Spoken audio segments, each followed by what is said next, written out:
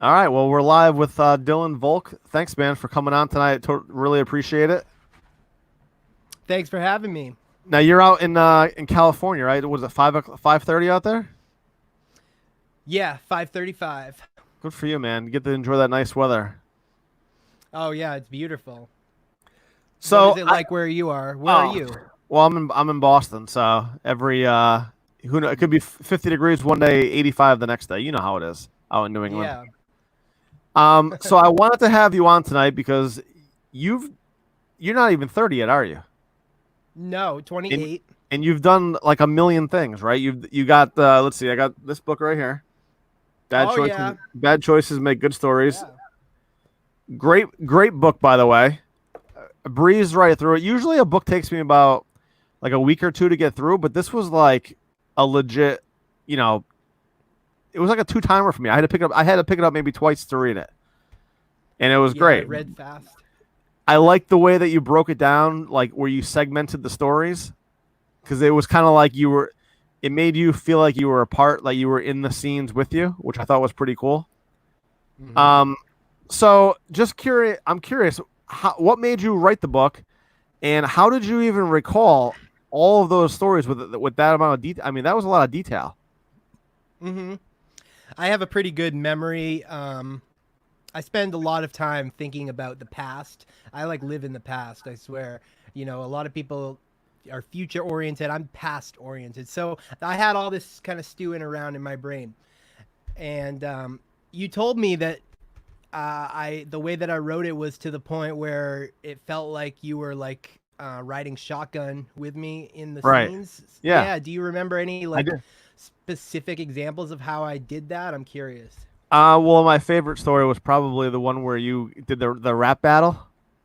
Oh yeah. Because you know what? Honestly, as soon as I read that story, I went right to YouTube to look it up. You found it? Yeah, I found it. I, and what did you notice about the Dylan back then? Was there anything different? Uh, I don't know if it was different because obviously I don't think we've never met before, but I was I was fat. I was fat back then. I was like well that 50 was pounds fat. I was gonna get to that about how, and then I read like I tell everyone one of the reasons I stopped doing comedy was because I felt like I gained a little bit of weight. I could probably gain like 15, 20 pounds. And then I read how you lost, what was it, 80 pounds in 8 months? I'm like, Yes. that's unbelievable. I mean, you got to have like you got to have the drive to do that, the know how, and then the dedication to even follow through. But to be fair, it was only weight that I had recently put on. And so it wasn't like weight that I had been carrying my whole life. It was like Right. temporary. And so it's not the same really as, but I had just moved to a new place. I had moved to Utah, and I moved there when I was at peak fat. So Okay. everyone assumed naturally that I had just looked like that all my life. They just assumed this is what you see is what you get. So when they saw me lose the weight, they were thinking that they were seeing this miraculous guy who had been fat all of his life shed all of the weight, but really I had only been fat for like a year. Okay. Oh, that's funny. Okay. That kind of reminds me of when I used to introduce myself to people, like if I met them for the first time, and I would say, just lost 60 pounds, even though I had really just gained 20 pounds, but they would immediately imagine how great of a person I was because I had told them that I lost 60 pounds. So to them, I would look skinny, but to me, I knew that I was just a little overweight. So it's kind of like how I would, get people's Yeah. perception of me. But so when you were writing the book, did you have to do like an outline of, chronological order of your whole life and then try to fill the Yeah. details in? Yeah, I recorded everything verbally on my phone, and then it was typed up, and then from there I went through and my dad actually went through with me and combed out, tossed out all the stuff that didn't belong in there. We Yep. distilled it, and we went from there. Okay. Well, that's a pretty cool achievement, right? To be able to write it because you're gonna write another one in probably like 15, 20 years, right? About the second half of your life. No, I'm thinking probably like the next year I'm gonna start Yeah. another one, but I'm All right. just stuck. I'm just stuck on what to call the next one. I want to keep it with the same bad choices make good stories. I want to keep it with the same kind of the same theme. Okay. But what to how to alter bad choices make good stories, like badder choices make good stories, or I don't know, bad choices The, make good stories too. you can go with like the sequel. I don't know. I think you might have you pursued like a movie deal, like kind of like the. Do you remember the Tucker Max books at all? No. No. He kind of had the same flow where it was like these really short stories, and then they made like a lifetime movie out of it. It's kind of Okay. interesting. But all right. So you do the book, and what did you think of it when it? Now have you read your own book? I always ask people that Oh write a yeah. book. Oh, you have. Well, I had to read it so many times during the process. Okay. I've probably read it like 10 times. Yeah. I mean, All right. all combined, and So what's that feeling like the first time you see it in your hands, published? Great cover, by the way. Thank you. That's a big compliment. I was going for a very professional looking cover. I wanted it to look like it could be in Barnes and Noble. Yeah, no, definitely. Look, I love the way the coloring. Who came up with the coloring? I like the white background with the red lettering and you wearing the black shirt. I mean, it kind of pops off the page. Right. And it looks like a real book. It doesn't Right. look like a homemade book like somebody did in their basement. Right. Yeah. No. I It mean, great job. And so aside, and then in the book you talk about the dirty. So you had an opportunity to work with Lance Bass, right? Sorry, you asked who came up with the coloring. It Oh yeah, was yeah, the yeah, graph. yeah. My dad hired a he has a graphic designer that works for Volk Packaging, his company, and he actually came up with, like, I would say he came up with the coloring, but then I kind of edited it with him. So it was about half and half. I Oh, was going Have you ever seen Ann Coulter's books? yeah.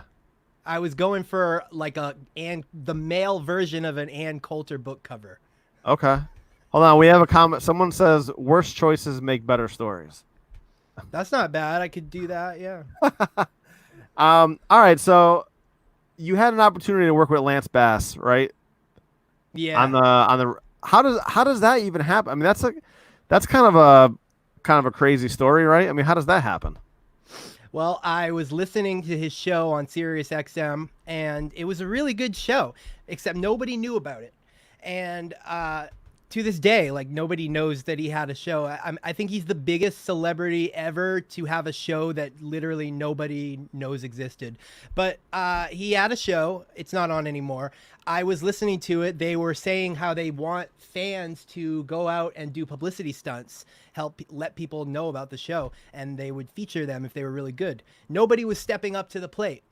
And I just thought, I really want to let people know about this show. You have to believe something to make it funny. Like, I couldn't go out and do a video. So I went out and I did a video where I was on the streets of Austin, Texas, where I lived at the time, downtown.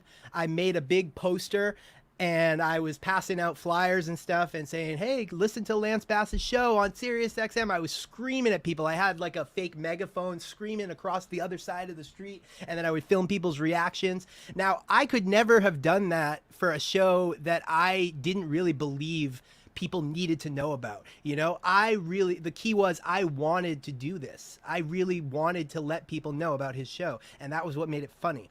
And so I sent it in, and then from there they loved it, and they started they played it on the radio, and then I eventually got a segment on his show. Okay. And I think in the book you talk about that you have a pretty good depth of knowledge when it comes to pop music. Yeah, an encyclopedic, is that a word? It could be. Encyclopedic knowledge. Do you have do you have like a deck? Is it like every decade, or is it? Do you have a certain time period? Uh, Pretty much every decade, mostly 80s and on. But Okay. I mean, I still know more about 70s pop music than anybody else my age, I guarantee. All right, so give me some of the like. I'm a big one hit wonder of the like I know every one hit wonder of the '80s. So do you Oh, have really? any favorites from back then? Favorite one hit wonders. Oh, I like that song, Stacy Q, Two of Hearts. Two of hearts, two Oh hearts yeah, that beat as one. I need you, I need you. yeah. See, I probably don't know who sang the songs, but I definitely know the song. So you know Yeah, the artist too? yeah, Stacy Q. She had Okay. a follow up that flopped, but it was really good. It's called We Connect. It sounded almost exactly the same. We connect. Do you know who sings? Have you ever heard the song "The Promise"? How does that go? I couldn't even tell you. I think it's by When in Rome. Have you ever heard that song? Oh, I know of it, but Okay. I don't remember. I forget how it goes. That's embarrassing. I All right. should So know. what other songs? What other artists did you like? That do you like? I love Expose. Do you know Yeah. them? Oh yeah. I know it. They were a Yeah. girl group in the late '80s. Point Okay. of No Return. Come Yeah. Go With Me. Um, Let Me Be the One. I like Taylor Dane. Oh yeah. Okay. All right. So who was that? I So when you especially I especially like the late '80s, like 1987, '89, '88. Paula Abdul, Oh Janet yeah, of course. Jackson. Yeah. Right. That's when that's when MTV was probably at their peak. Did Yeah. you ever get a chance to go in? Were you in studio with them? I was for one show, yeah. Really? So I was what is that like? well, the studio was actually in Lance Bass's house. So I got to go to his house. It was pretty cool. It was surreal. Wow, that's unbelievable. Yeah, and I was like the guest Did they have to for like that bring? show. Did they have to? Did they have like major security, or was he a cool dude? You know, when he like. No. No, it was a pretty high trust situation. They just gave me the address and I showed up and walked in and then left. All right. How long did you were you doing that for that show? I did that all in all about a year, and then the show got canceled by Oh. SiriusXM. Oh, okay. See, I was wondering how that happened. Was he working on the Brady Bunch house when he was when he was trying to buy the Brady Bunch house? Do you remember that? No, I don't remember that. He was trying to buy it, and then he got mad that the people from I think it was HGTV, ended up buying the house, and Lance Bass got in like a huge war of words with them because he felt that they weren't going to do it, you know, a service or whatever. Like he wanted to remake the house to look exactly like the Brady Bunch house. It was a big Oh, fiasco. I don't know if it was probably after that you were on the show. I'm googling it now. Oh, this was like a year ago. Oh, okay. So did you ever get to meet Yeah, anybody else from doing that at all? yeah. Well, there was a cruise. You read about the cruise ship, right? Maybe. Go ahead. There was a Dirty Pop for Lance Oh, that's Bass's right. radio Oh yeah, show, yeah, which okay. was Yep. yeah, and there were there were a few like C-list. Well, I met Joey Fatone. Okay. He came and did karaoke with Lance Bass, and I met him briefly. There was a few other like C-list celebrities that I got to meet. He kind of rolls with a crew of like C-list celebrities. That's all right. There's nothing wrong with Yeah. that. No, I'm just yeah. Like that guy. Oh damn, I forget his name. That's He all was right. yeah. So, well, that sounds like a really cool. I mean, that must have been a pretty cool experience for you. Ryan Cabrera. He was Oh a yeah, music. Ryan Cabrera. Oh my God, that's He so was a funny. music. That guy tried dating my cousin when we were in college. Oh, you know him too. Yeah, he was. Didn't he date Ashley Simpson for a while, or they were like connected? Probably Yeah, sounds right because that was like around the same time, like that's 2005. hilarious. Yeah, we Yeah. had that huge. He had that mop on his head. Um. Hmm. So did you? I mean, obviously that was a cool experience for you. And how old were you when you did that? 25, 25, 24, 24. 24? Hmm. Wow. Okay. And were you able to parlay that into anything else? No. Really? Well, I mean, kind of. Yeah, I had my own local radio show Okay. after that in Maine, Portland, Maine. Yep. That lasted for a year on WLOB. Okay. So the segment that you did, if I remember correctly, it was about pop music, right? Where were they challenging you? They would ask you questions. Is that how it worked? Well, I would produce a couple written segments, and then at the end of it, I would count down the top 5 songs of the week, Okay. and I would edit that whole thing, and then and I would play clips of each song, and then they would quiz me at the end. They would call it the deep dive with Dylon, and they would try and stump me. They would come up with some questions that did stump me a few times. It was kind of it was rough. Like they would be like, I don't know what other artist has only had 2 number 1 debut on the album charts in the 90s or something, some random factoid like that. And even though I do know, like, I'm like an encyclopedia, there are some things that I don't know. So Yeah, of course. I mean, everyone can't know everything. Um, so what is your opinion on music today versus, maybe in the 90s, 80s, 90s? the music today, I am not feeling at all. Like the thing about pop music is, uh, real pop music, like pure hardcore pop music, is not always in style. It goes in and out of style, and right now it is so far out. I've never seen it so far out before. It's not really the thing right now. It was the thing at the beginning of this decade. We had like Kesha was big, and Okay. LMFAO Party Rock Anthem, Oh that kind of yeah. stuff. That kind of stuff was that kind of dancey, poppy stuff was big at the beginning of the decade, and then there's always a backlash. People get sick of it, and they're like, "All right, I don't want to hear that kind of pure pop in music anymore." And so Is and then Bieber that not? Is Justin Bieber not pop? Well, there's 2 definitions of pop. There's popular, as in whatever is on the top 40 charts, Right. and then there's like real pop with a capital P, which is like music that's not influenced by any other genre, like Katy Okay. Perry or something. Now, Justin Bieber does whatever's in style. So, Right. like when Right. pop music was in style, he was doing pure pop music. When it went out of style, he switched his style up. He Yep. does. Okay. I'm trying to think who was the girl that sang what the heck is this? I just met you and I know it's crazy. Give me your phone Yeah, number. Carly Rae Jepsen. Yeah. Is that a definition of like a pop song? Exactly. That's what I'm talking about. And that Okay. kind of thing is not in style right now. Oh yeah, I like that. I like that song. I mean, it was definitely catchy. Yeah. Whatever happened to her? Did she just fall off the face of the earth?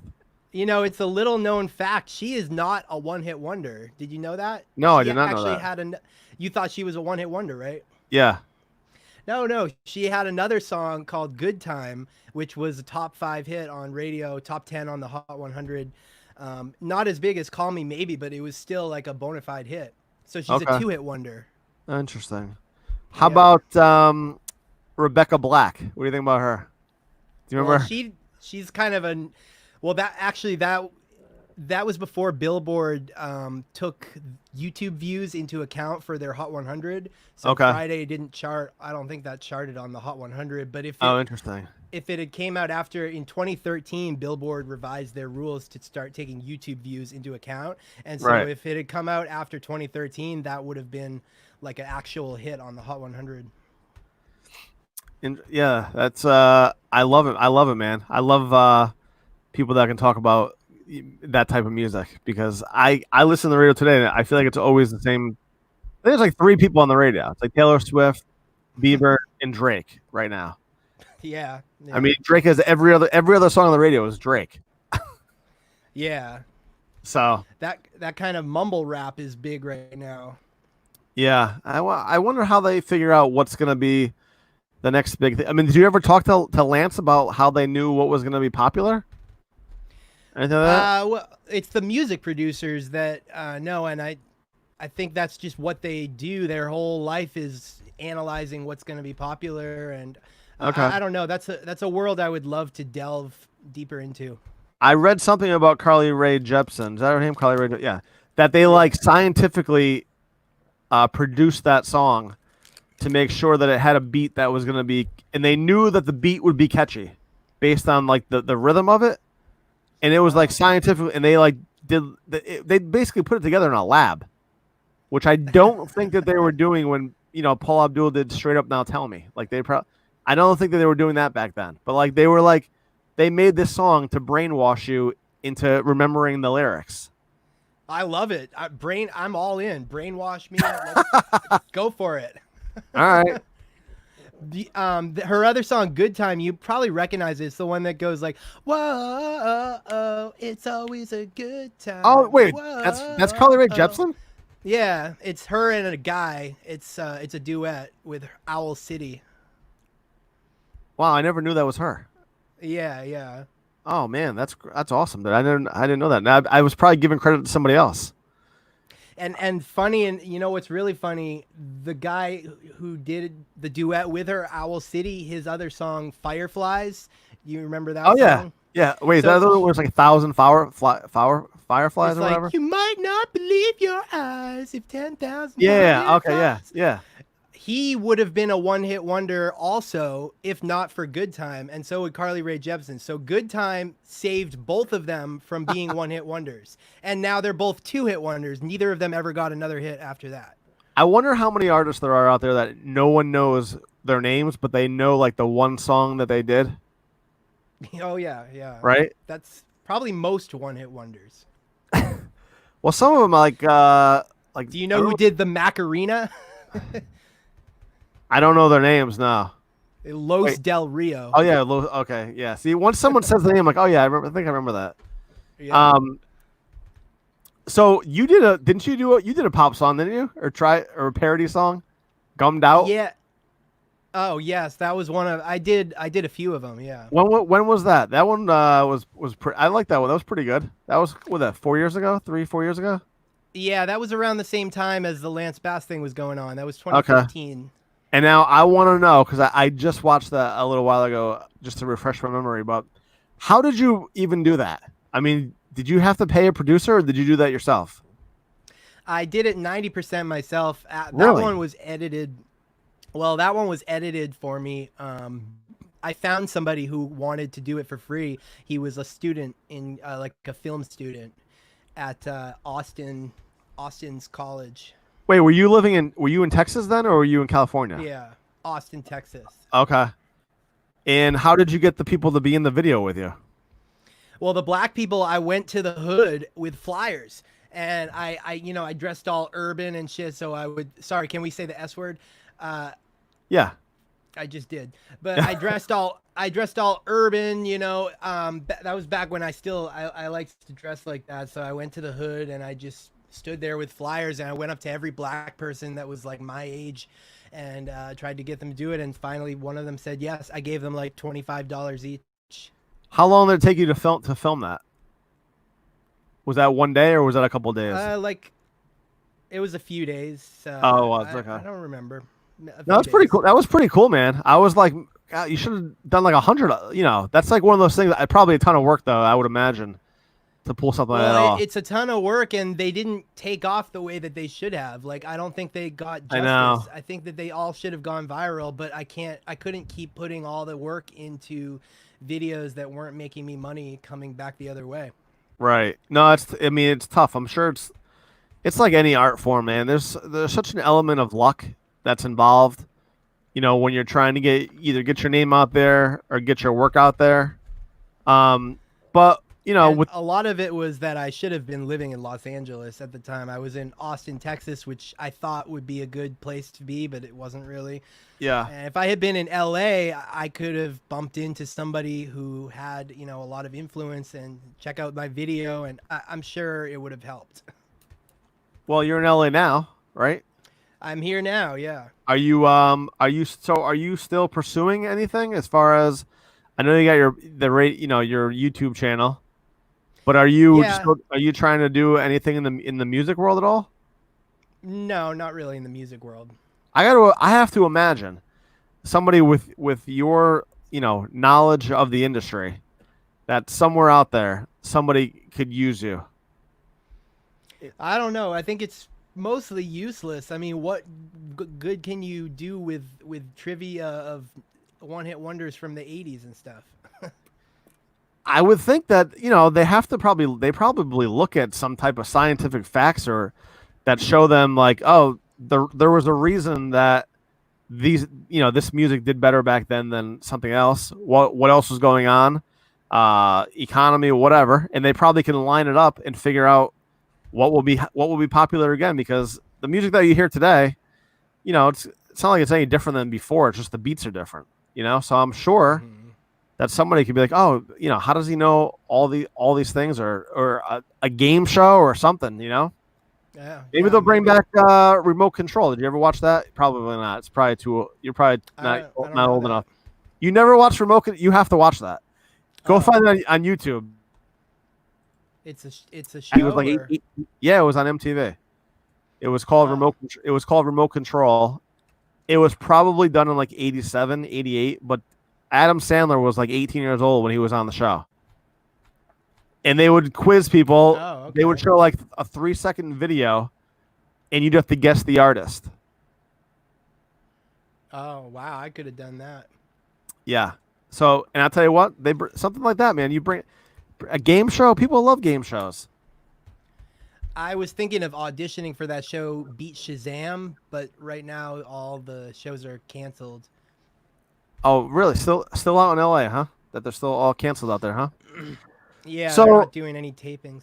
well, you're making a name for yourself you're doing a lot of speaking engagements, right? I was before they all got canceled. There's no more Right. conferences. How many Yeah. how many have you done, would you say? I think like 100 in over the Okay. years.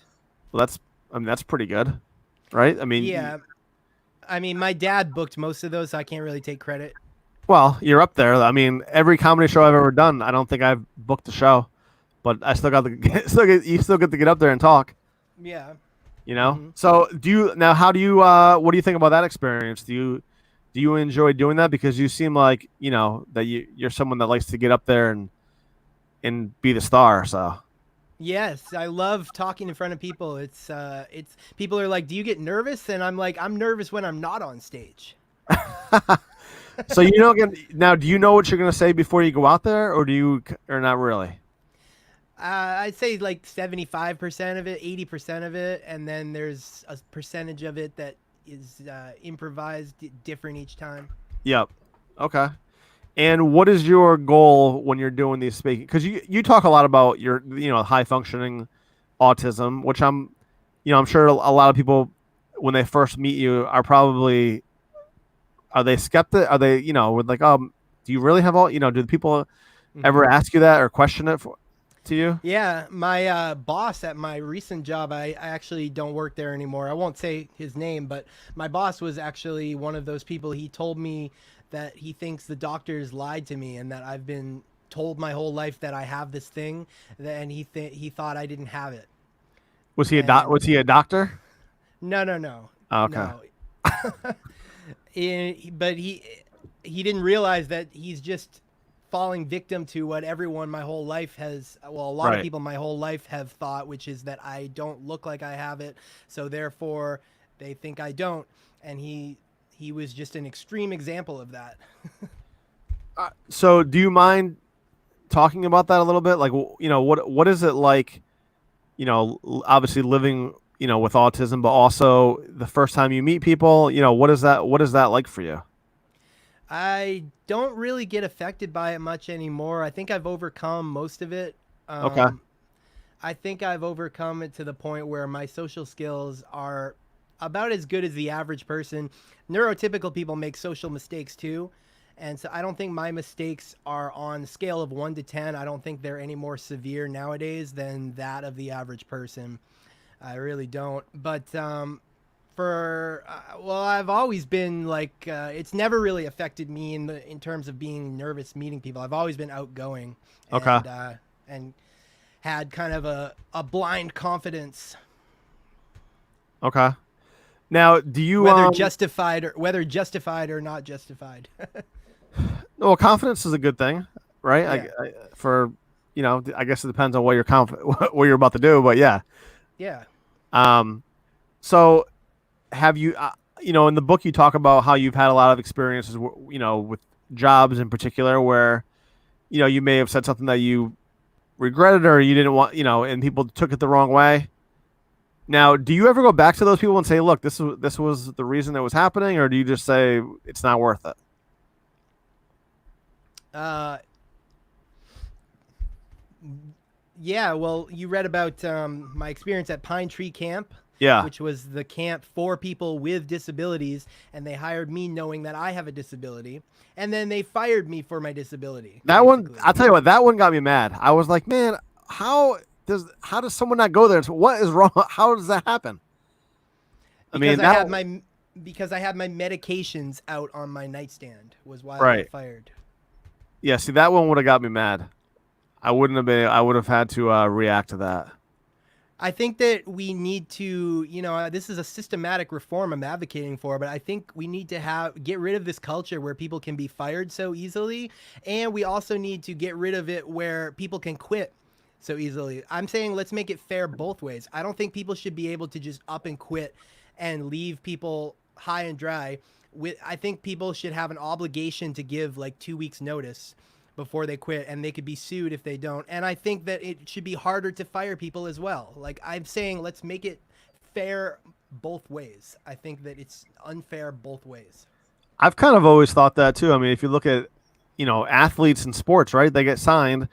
They get like a 3 year deal. It's like a 3 year contract that they have to, both sides have to uphold. And if they decide to part ways before that, then somebody has to pay somebody to do that. You know what I mean? Like I've always wondered, like, how come only athletes get to have that opportunity to have a contract and not regular people?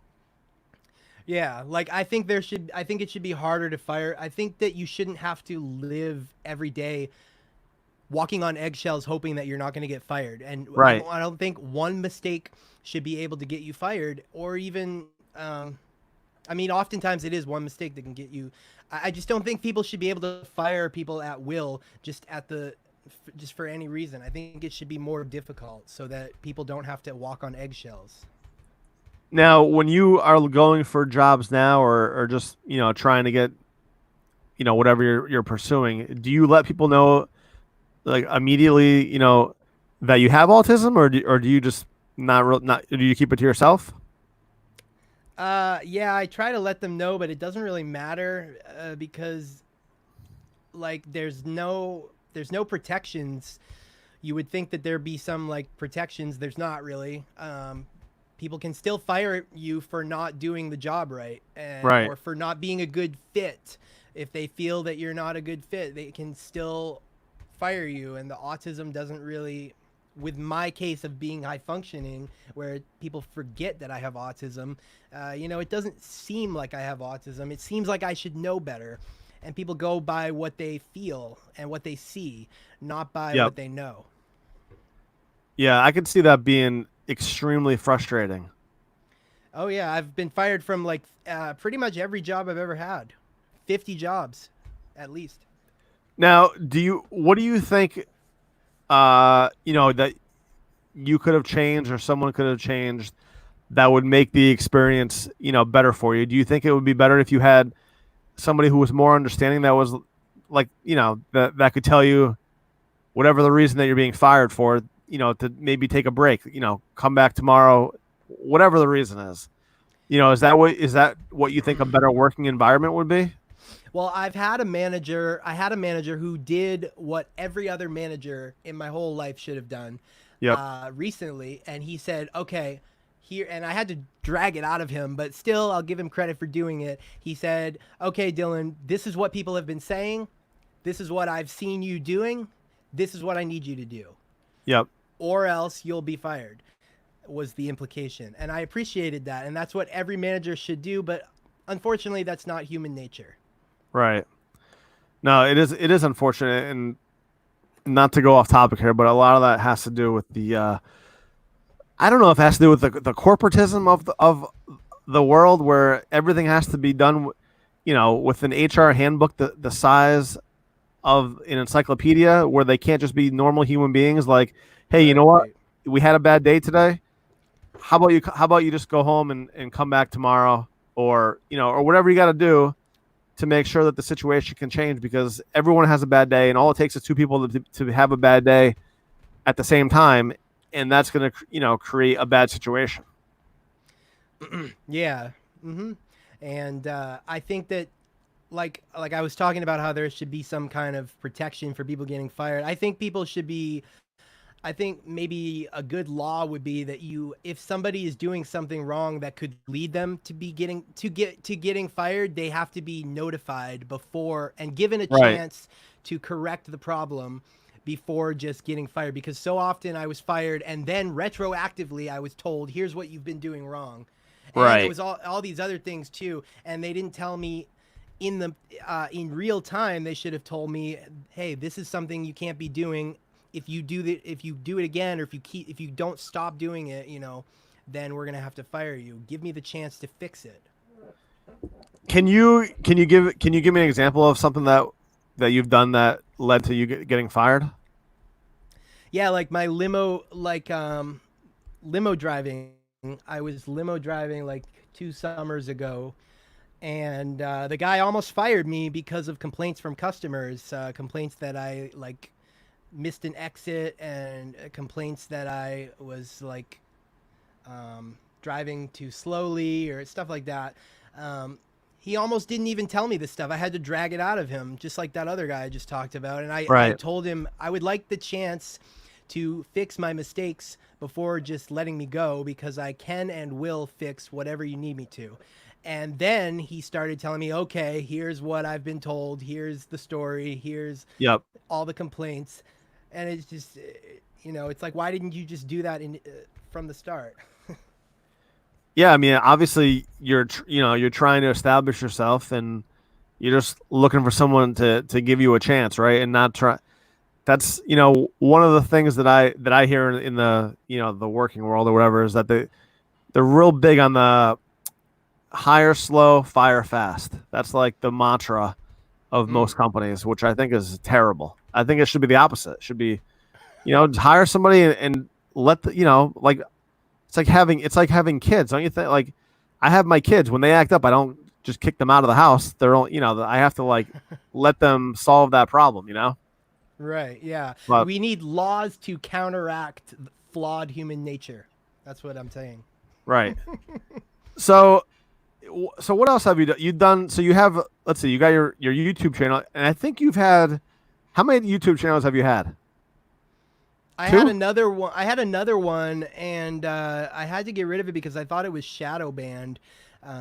Because when I first put out that song, "Gummed Out," it's a Yeah. parody of a song called "Hot N Word," and Okay. I actually wrote out the N word when I first put it up. And I'm thinking that that might have triggered shadow banning of my channel, and it What might have is been that? Wait, shadow banned. what does that mean? Shadow banning is when they don't suggest your channel to other people, and so you don't grow. Really? Okay. So you had like 2,000 subscribers on that channel, right? Yeah, and it never that was all from manually telling people to subscribe and sending people the I mean, link. that's what you. That I mean, that's what you have to do. Like, I was begging people to subscribe to my channel just so I can get the custom URL. Which, by the way, you have like 3,000 subscribers right now, and you don't have a custom URL? I think I do. Oh, you do? I was trying to figure out. I was trying to find it to see Uh if you had one, because now I'm obsessed with. Because here's my dilemma. Maybe you can help me with this. So I can get my custom URL right now, and I wasn't sure if I should name it like my name or the name of the show, which is Let Me Ask You This. And then someone was like, "Well, you should probably put it in your name, because what if you change the name of the show someday, or what if you do something else?" But I don't know. I don't know what's the better. Is it better to go just my name because it's 3 syllables, or what do you think? I like putting real in front of it, because then it makes it sound like you're famous, because it's like, oh, this is the Oh, real okay. one. And so yeah, I just Interesting. looked at mine is Real Dylan Volk TV. Oh, that's okay. That's what it was. Okay, the TV one. All right, interesting. So you just do that. See, I don't have the confidence to make that decision. I've been looking at it for like 3 weeks now. I've been looking at two URLs, and I'm like, I got to choose one of these, and I don't know. I don't know which one I'm gonna go with. So right now it's Yeah. like 17. It looks like a bot on Twitter right now. It's like 17 different characters. Wait, they only gave you two options to pick from? No, but they tell you that you can change it. Like I was gonna change the name of the channel just so I could claim the custom URL to be whatever I want it to be. Oh. But they name it after your channel. But I guess if you're like your old one, you probably were under the old rules where you could name it whatever you want, Mm-hmm. right? Whereas you can't do that now. So are you? What else are you trying to do besides the speaking engagements? You know, you've done stand up comedy before? Yeah, that's not really my thing though, because I'm not really that much into like punchlines. Yeah, I mean, I have you don't need to be. You know, right. someone told me like 2 3 years ago that to be a good stand up comedian, you don't have to be funny. Oddly enough, you have to be interesting. And But it does. the new thing now is to go on stage and tell real life stories, which Yeah, in but this they do in, still have to have punchlines. They have to have like but bump like yeah, this is maybe where people laugh. maybe, but you have some in this. I mean, I laughed out loud at some of your stories in the book, and I don't know Yeah, you said. if you were writing them to be funny, but I You know, you know I think I'd rather be like a talk radio host. I think I'd rather yeah just keep doing my podcast and try and get that something. I like be the next Joe Rogan or something. yeah no kidding, huh? I mean, do you listen to a lot of Joe Rogan? No, not really. I No. feel like he's one of these people that claims to be like politically incorrect, and he's really not that politically incorrect. Yeah, I mean, I listen to him because I just like some of the people that he has on, but he spins every no matter what you're talking about, it somehow leads to MMA. So I don't But know how. you said that 70% of the book was laugh out loud funny. I Yeah, I remember thought you so. Yeah, saying that. yeah, I thought so. Yeah, I That's literally great. laughed. You know, and like I said, like you said to me, I don't know if you were writing it to be funny, but I thought that the stories were funny, and you know, this year I was working on a kind of like a one man comedy show where it was going to be just real life stories, and I was going to just make them funny, but not really do punchlines anymore because I feel like that art of comedy is kind of gone out the window a little bit. It's been done, and I think the new form is going to be telling just telling stories about what happened to you because people are more interested in people, which is why Joe Rogan's been really successful because he brings people on who you've never heard of and somehow makes it interesting. Yeah. You know, so that's why I've always thought. I mean, I think I saw one of your stand-up acts that you did maybe when you were younger, which I thought Hmm. was kind of funny. But I'm assuming that when you're on stage at these speaking engagements, that you're probably getting some laughs, right? Oh yeah, that's. I mean, yeah, I prefer doing that uh, to the stand-up comedy thing. Now, what's the difference? Um, well, with that, the expectation is not that there's going to be a laugh every Right. 5 seconds or every 30 Yep. seconds. And so when you can throw funny things in and it kind of is easier because people aren't expecting it, you kind of hit them from the side and it's Right. unexpected. And then also because I'm not just into just making people laugh, I like to make Yeah. people think. Right. I like to make people think and re-examine uh, uh, things that misconceptions and kind of rethink concepts that they hadn't thought about. And I like to point out things that are that go against kind of the cliche pop psych political correct Okay. status quo. All right. Well, I tell you, some of the videos that I see on your channel, where you're in the car, right? That's Hmm. um, I think you have a great insight, and I thought that immediately when I read the book because I could tell how detail oriented that you are.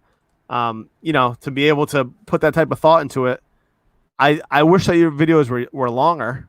That's for sure. Mm. Well, Some of them are like 2 or 3 minutes, right?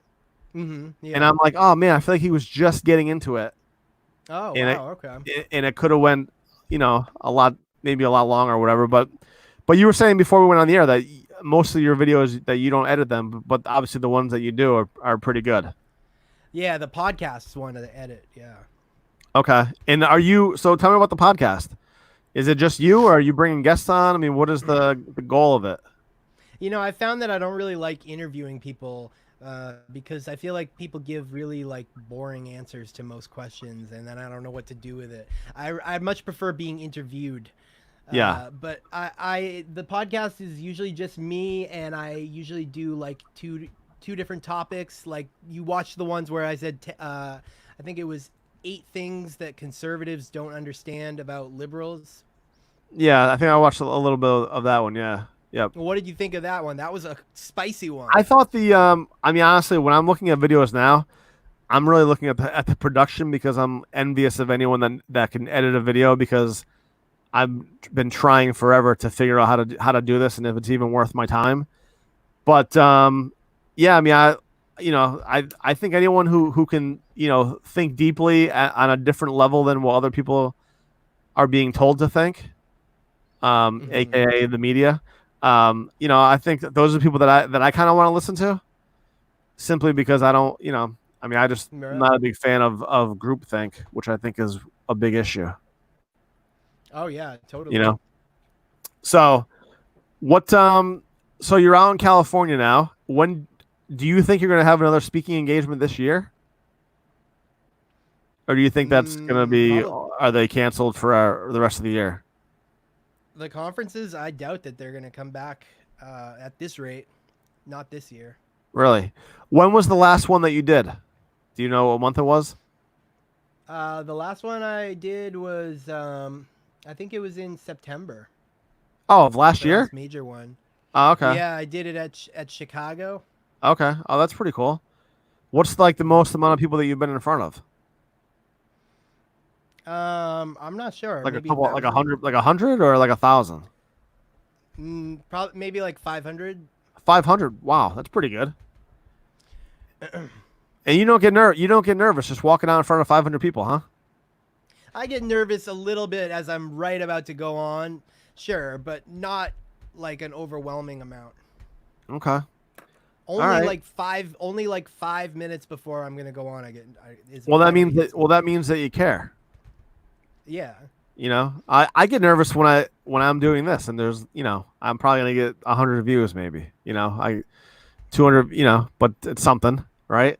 yeah, Tell you what, you are right though about building an audience. I mean, it's not easy, and I don't even.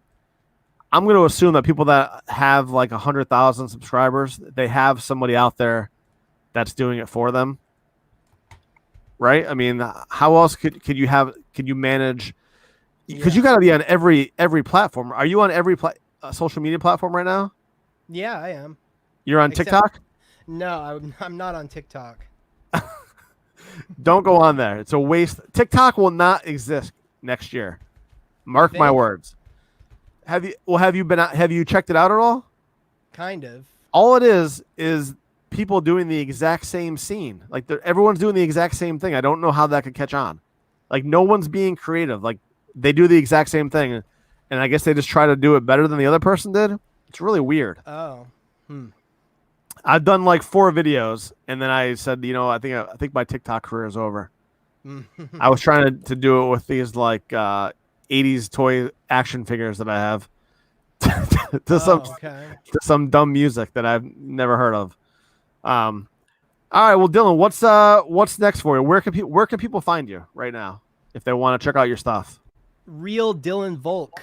That's where I am pretty much everywhere. Everywhere.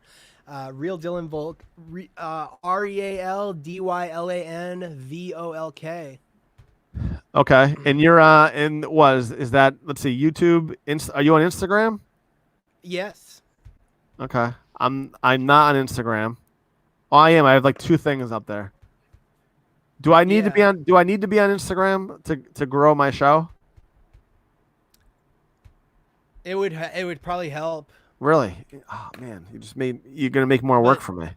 well, but like the audience that you grow on Instagram is not gonna go over to another platform. Like they're gonna stay on Instagram. I used Interesting. to try to promote my YouTube videos on Instagram. It doesn't work. Oh really? People don't want to go somewhere else. They want to stay Ah, there. okay. What about? Are you on Twitter? Yeah, real Dylan Volk. Okay, I'll have to make sure I follow you there. Cool, man. Yeah, it's been all right. And what's the next creative thing that we're going to expect out of you? What are we going to get? Probably just more podcasts. Okay. My podcast is called No Offense, Outrageous Autism. Okay. Oh, I like it. Yeah. And what do you do do you do once a week? Or are you doing every day? Oh no, I don't do it. I'm kind of focused on working right now, Okay. and so it's kind of a boring answer, but No, that's cool. I don't do the podcast that often, but I do videos from my car and just kind of impromptu videos where I go on rants about various things Okay. and give my always unusual perspectives on make people re-examine their worldviews. I like it. I like it. And Yeah. all right, well listen, Dylan, thanks a lot for coming on, and if anyone wants the book, which was a great book, they can go to badchoicesmakegoodstories.com. And the first book with emojis, by the way, can't forget that. That's true. And you saw- you know what? That was the other thing I was going to tell you was that the first time that I had ever heard of a podcast, I think it's probably like so bad, but I'm like so behind the times, was I think like 5 years ago when you had messaged me on Facebook and you said, "Can you call into my podcast?" And I thought to myself, "What is a podcast?"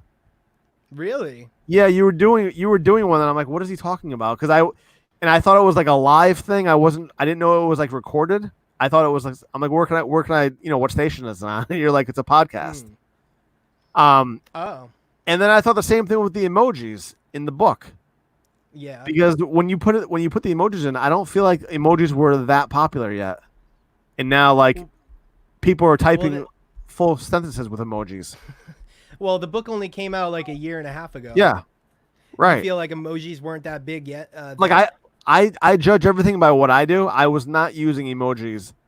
Like I was laughing down at emojis, saying like, "Oh, why are people sending me those?"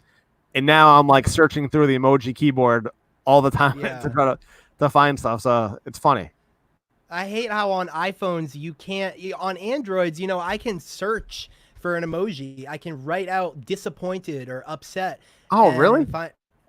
And I can't believe on iPhones they don't let you do that. Like I hate Apple. I don't like the fact that I don't know how to change the size. I was trying to find a bubble today, and I couldn't find one, and I was getting frustrated. I'm like online searching, what does a bubble emoji look like, and how can I find one? Because I wanted to type a bubble. Yeah. So they make you hunt and find every single emoji. You have to actually manually find it. On an Android, I can just like type in whatever I want, like 100, and I get the 100 sign. Cash money, I get money emojis. Nice.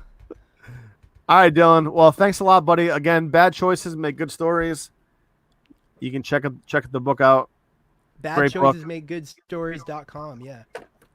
Cool, man. Hey, thanks a lot. And good luck to you. And I'm excited, man. I can't wait I'm going to check out more of your podcast. All right. All right, buddy. Thank you for having me on. All right. Take care. Later.